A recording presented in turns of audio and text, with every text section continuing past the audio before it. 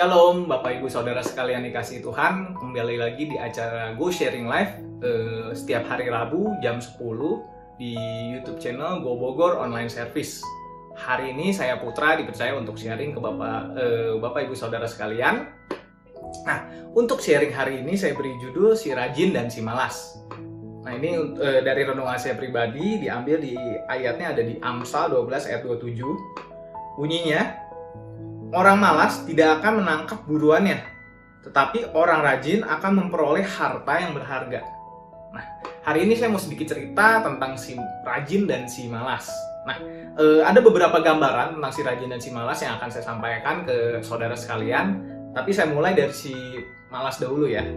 Nah, gambaran tentang si malas, ini menurut saya versi saya pribadi, itu saya bagi ke 3 poin. Nah, ya sebenarnya banyak, cuman 3 poin saya rasa udah lebih dari cukup. Pertama adalah tentang si malas ya, gambaran si malas. Pertama, paling banyak alasan. Nah, ini orang-orang yang paling sering banyak kasih alasan, nggak bisa ini, nggak bisa ono, wah kok kayak begini ya, saya nggak bisa nih. Nah, ini patut saya bilang si pemalas. Salah satu gambaran orang malas.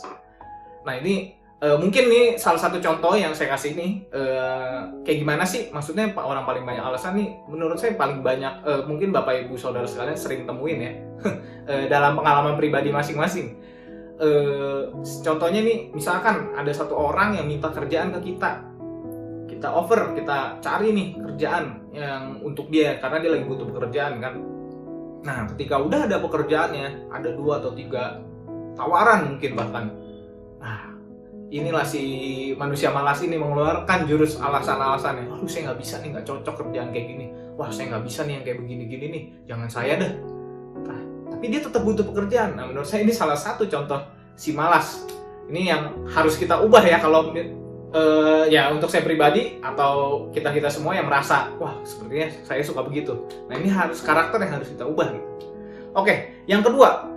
Nah, ini mungkin saudara-saudara sekalian juga sering dengar no action talk only.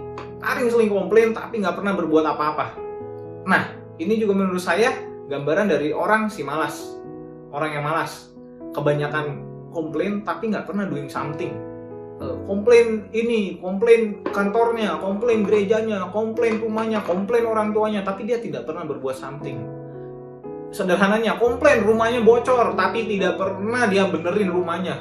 Dikomplain aja, ya ini sama aja seperti orang malas ya, banyakan komplain tapi ya udah nggak ada yang kelar kerjanya, nggak ada yang selesai.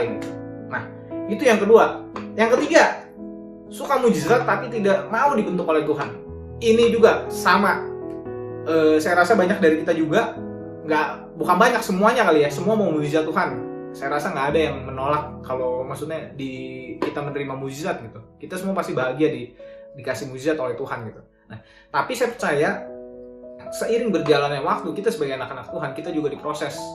Dan Tuhan pasti memberikan mujizatnya di waktu yang tepat. Nah, tapi untuk mencapai waktu yang tepat, kita pasti melalui proses kehidupan yang cukup panjang. Saya pribadi, Bapak Saudara sekalian semuanya, Bapak Ibu Saudara sekalian semuanya juga pasti memiliki timeline dari Tuhan masing-masing gitu. Kita pasti semua berbeda-beda. Nah, ini menurut saya salah satu gambaran orang malas. Dia nggak mau dibentuk oleh Tuhan, dia nggak mau melalui prosesnya, tapi dia mau mujizatnya. Nah, ini perlu kita garis bawahi juga gitu. Mungkin saya juga seperti itu, saya juga harus koreksi diri saya. Saya harus setia, saya harus mau dibentuk oleh Tuhan, saya harus mau diproses oleh Tuhan.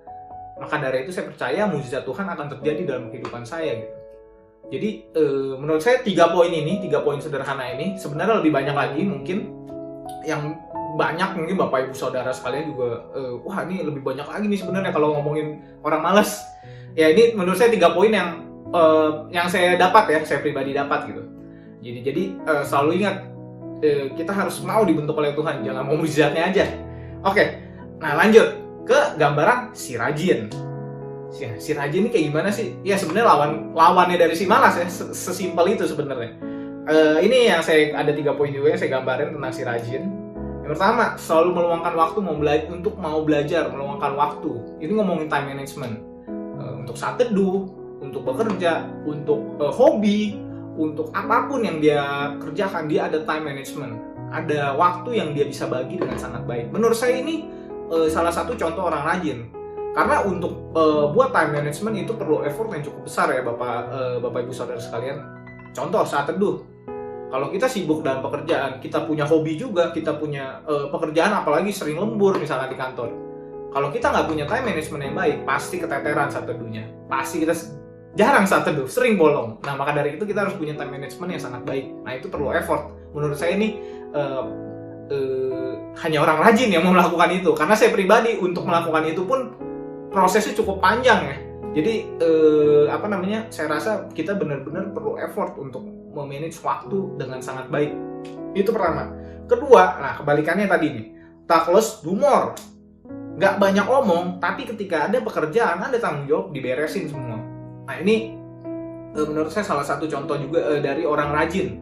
Nggak banyak omong, nggak banyak komplain. Udah ketika dikasih pekerjaan, dia beresin. Ketika dikasih tanggung jawab, dia selesain, dia bisa dipertanggungjawabkan segala pekerjaannya dia. Sesimpel itu, ini salah satu gambaran dari orang yang rajin. Nah yang ketiga, rendah hati, mau diproses, mau dibentuk. Nah ini lawannya, kalau tadi kita suka mujizat, tapi nggak mau diproses. Kalau si malas, kalau si rajin, dia rendah hati, dia mau diproses. Nggak apa-apa, gimana Tuhan bentuk saya seperti apa, saya percaya bahwa Tuhan membentuk saya menjadi orang yang terbaik versinya Tuhan. Nah, dia rendah hati, nggak banyak komplain. Nah, akhirnya saya percaya ketika kita setia pada proses kehidupan yang Tuhan taruh ya dalam hidup setiap kita masing-masing, ketika kita dibentuk oleh Tuhan, Tuhan pasti akan menghadiahi, memberikan sebuah reward yang luar biasa pada kita gitu. Nah, mujizatnya, berkat-berkatnya yang beyond our imagination pastinya. Nah itu masing-masing 3 poin yang bisa saya kasih sedikit gambaran tentang si rajin dan si malas kepada Bapak Ibu Saudara sekalian. Nah tapi di penutup saya kasih sedikit kesimpulan. Jangan lupa yang pastinya tentang topik hari ini, si rajin dan si malas adalah selalu ingat ora et labora. Ini kebetulan prinsip pribadi saya juga dalam saya menjalani kehidupan, berdoa dan bekerja. Ini simple ya, tapi menurut saya kita sering lupa atau mungkin sering kita ambil sepatah-sepatah doang. Maksudnya apa sih? Di sini itu berdoa dan bekerja ya, artinya ora et labora ini berdoa dahulukan Tuhan, lalu bekerja kemudian gitu. Nah ini sering kita potong-potong. Berdoa aja, nggak mau bekerja aja, nggak berdoa. Itu juga salah menurut saya, kurang tepat. Atau nggak bekerja dahulu baru ingat Tuhan, itu pun kurang tepat menurut saya. Yang paling benar adalah ya memang prinsipnya berdoa dan bekerja. Ini ada sedikit ayat mau saya sampaikan juga kepada rekan-rekan sekalian. Ada di Matius 6 ayat 33, bunyinya, tapi carilah dahulu kerajaan Allah dan kebenarannya, maka semuanya itu akan ditambahkan kepadamu. Nah, di sini di Matius 6:33 kita diingetin ya, harus cari dahulu kerajaan Allah, cari Tuhan dahulu, semuanya akan ditambahkan kepada kita. Nah, tapi ada ayat pendukung juga di 2 Tesalonika 3 ayat 10 sampai 11. Di sini dikatakan bahwa sebab juga waktu kami berada di antara kamu, kami memberi peringatan ini kepada kamu, jika seorang tidak mau bekerja, janganlah ia makan. Kami katakan ini karena kami dengar bahwa ada orang yang tidak tertib hidupnya dan tidak bekerja, melainkan sibuk dengan hal-hal yang tidak berguna. Nah, ini harus kita garis bawahi juga bahwa di firman Tuhan pun selalu diingatkan bahwa kita pun harus cari Tuhan terlebih dahulu dalam kehidupan kita. Tapi jangan lupa, kita pun harus bekerja. Karena di sini dibilang ya di 2 Tesalonika 3 ayat 10 ini bahwa jika seorang tidak mau bekerja, janganlah ia makan. Nah, jadi di firman Tuhan pun diingatkan untuk masing-masing kita, ayo kita juga harus bekerja gitu. Jadi jangan kita tidak bisa mengatur waktu kita, time management kita, sehingga kita tidak bisa mengimplementasikan ya ora et labora ini, berdoa dan bekerja gitu. Kita harus luangkan waktu untuk berdoa dan juga harus bekerja gitu. Jangan kita berdoa tapi kita bekerja tidak memberikan excellent, atau tidak kita bekerjanya gila tapi kita juga lupa berdoa.